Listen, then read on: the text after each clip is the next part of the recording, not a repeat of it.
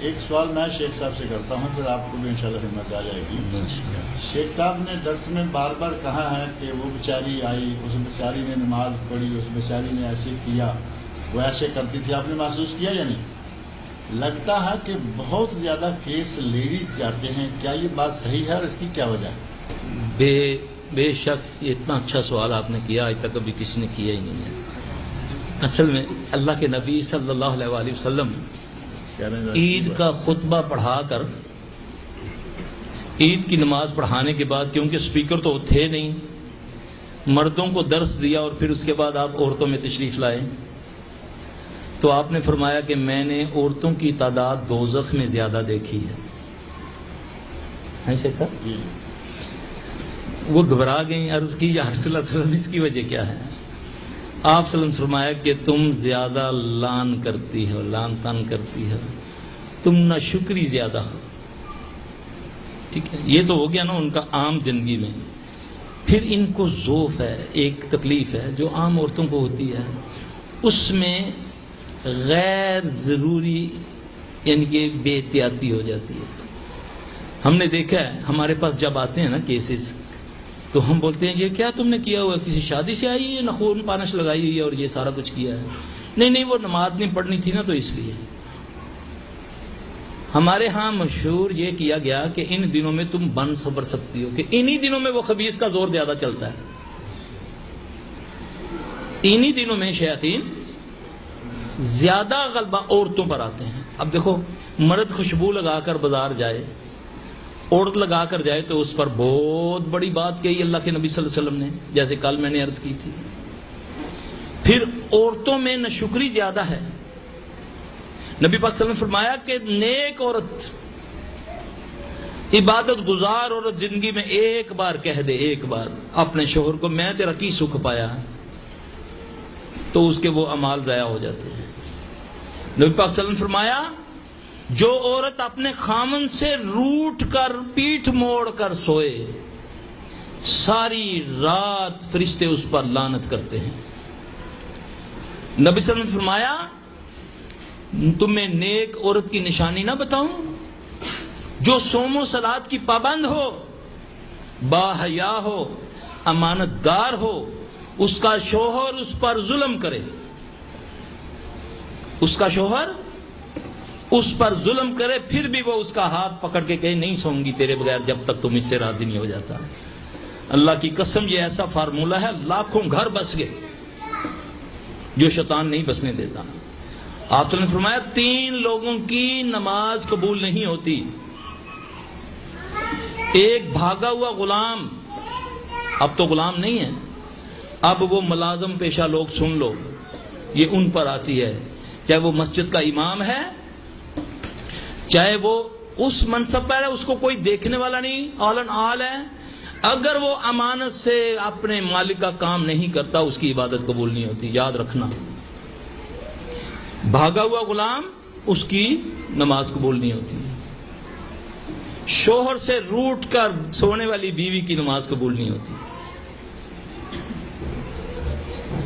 شیخ صاحب میرے ذہن سے امام مسجد جس کو اس کے مقتدی پسند نہ کریں، ہمارے وہاں تو بادشاہ آگ لگوا دیتے ہیں، جھگڑا ہو جاتا ہے، ساری مسجد خالی ہو جائے نہیں جا مانگا، ہوتا نا ایسا. تو یہ ذوف ہے. اور پھر سب سے بڑی بات یہ ہے کہ یہ یقین جلدی توہام پرست یہ ہیں، یہ الٹی سیدھی باتوں پر یقین کر لیتی ہیں، یہ چغل خور زیادہ، چغلی زیادہ کرتی ہیں، غیبتیں زیادہ کرتی ہیں، اس لیے ان پر زیادہ یہ تکلیفیں آتی ہیں. اعوذ باللہ من الشیطان الرجیم. فَإِذَا قَرَأْتَ الْقُرْآنَ فَاسْتَعِذْ بِاللَّهِ مِنَ الشَّيْطَانِ الرَّجِيمِ. إِنَّهُ لَيْسَ لَهُ سُلْطَانٌ عَلَى الَّذِينَ آمَنُوا وَعَلَى رَبِّهِمْ يَتَوَكَّلُونَ. إِنَّمَا سُلْطَانُهُ عَلَى الَّذِينَ يَتَوَلَّوْنَهُ وَالَّذِينَ هُمْ بِهِ مُشْرِكُونَ. وَأَلْقِ مَا فِي يَمِينِكَ تَلْقَفْ مَا صَنَعُوا إِنَّمَا إنما صنعوا كيد ساحر ولا يفلح الساحر حيث أتى.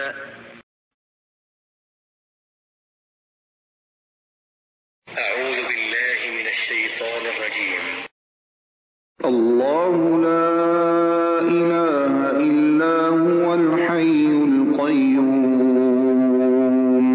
لا تأخذه سنة ولا نوم له ما في السماوات وما في الأرض من ذا الذي يشفع عنده إلا بإذنه يعلم ما بين أيديهم وما خلفهم ولا يحيطون بشيء من علمه إلا بما شاء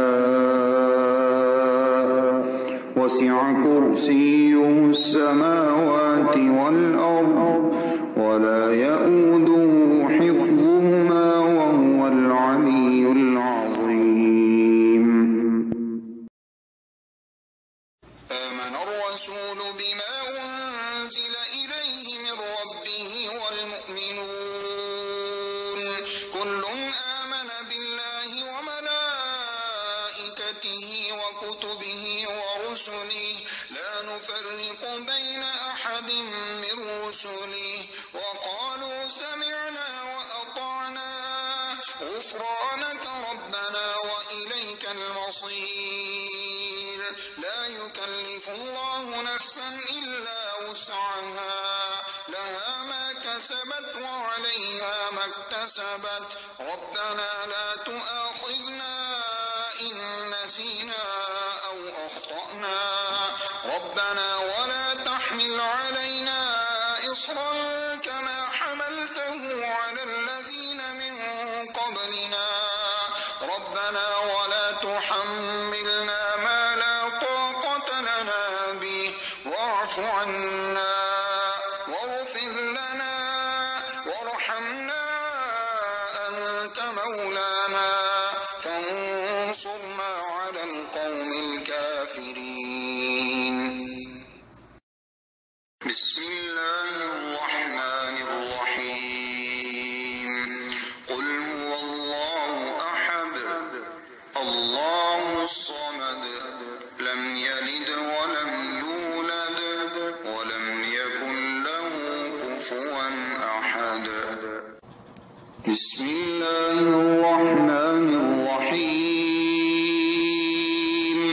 قل أعوذ برب الفلق من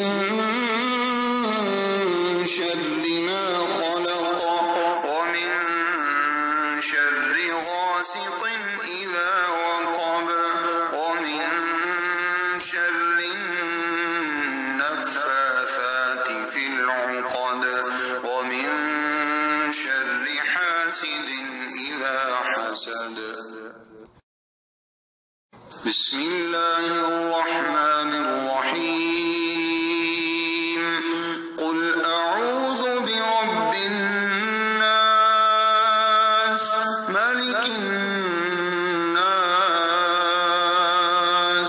إله الناس من شر الوسواس الخناس الذي يوسوس في صدور الناس من الجنة والناس. أستغفر الله العظيم الذي لا إله إلا هو الحي القيوم وأتوب إليه. اللهم إني أعوذ بك من البرص والجنون والجذام وسيء الأسقام. أعوذ بكلمات الله التامات التي لا يجاوزهن بر ولا فاجر من شر ما ينزل من السماء وما يعرج فيها ومن شر فتن الليل والنهار ومن كل طارق إلا طارقا يطرق بخير يا رحمن أعوذ بكلمات الله التامات التي لا يجاوزهن بر ولا فاجر من شر ما ينزل من السماء وما يعرج فيها ومن شر فتن الليل والنهار ومن كل طارق إلا طارقا يطرق بخير يا رحمن رب أعوذ بك من همزات الشياطين وأعوذ بك رب أن يحضرون أعوذ بكلمات الله التامات من غضبه وعقابه وشر عباده ومن همزات الشياطين وأن يحضرون بسم الله الذي لا يضر مع اسمه شيء في الأرض ولا في السماء وهو السميع العليم أعوذ بكلمات الله التامات من شر ما خلق اللهم صل على محمد وعلى آل محمد كما صليت على إبراهيم وعلى آل إبراهيم إنك حميد مجيد اللهم بارك على محمد وعلى آل محمد كما باركت على إبراهيم وعلى آل إبراهيم إنك حميد مجيد